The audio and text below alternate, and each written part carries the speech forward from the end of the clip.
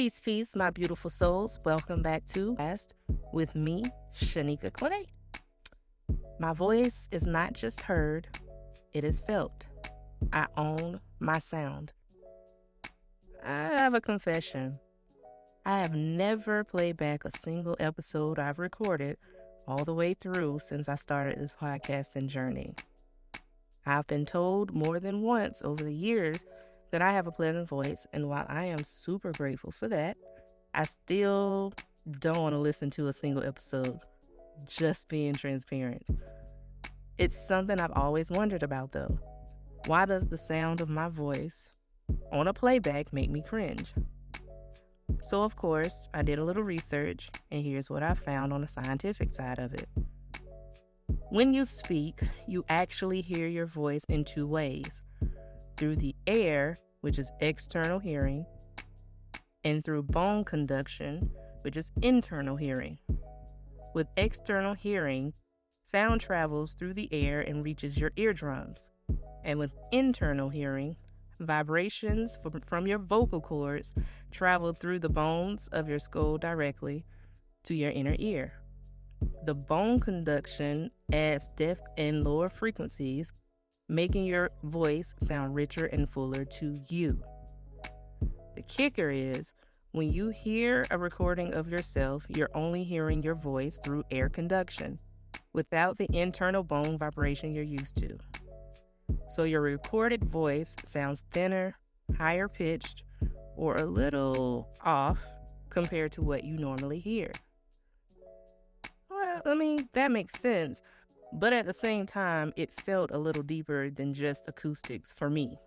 It wasn't just the sound that unsettled me. It wasn't more energetic, it was something more energetic, almost spiritual. So, me being who I am, I had to take it a step further and look at it through a metaphysical lens too. That's when I turned to my natal chart for answers.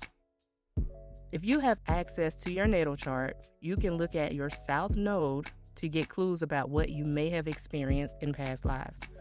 Your north node shows you what your soul is meant to grow into in this lifetime. Based on my personal chart, in one of my past lives, I likely carry the energy of a rebel voice of the village, somewhere in West Africa during the pre-colonial era.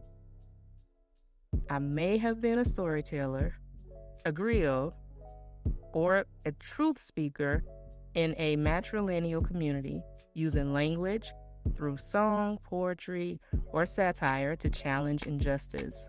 I was a bold with voice, even when it came at a cost to my society and safety.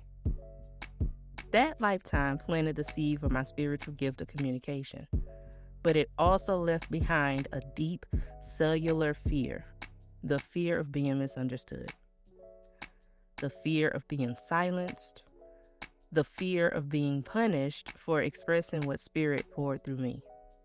And that fear still lingers, unfortunately. It explains a lot about my hesitation today when it comes to being fully seen, heard, or feeling like I'm too much in public spaces. So what do I do with that information, you ask?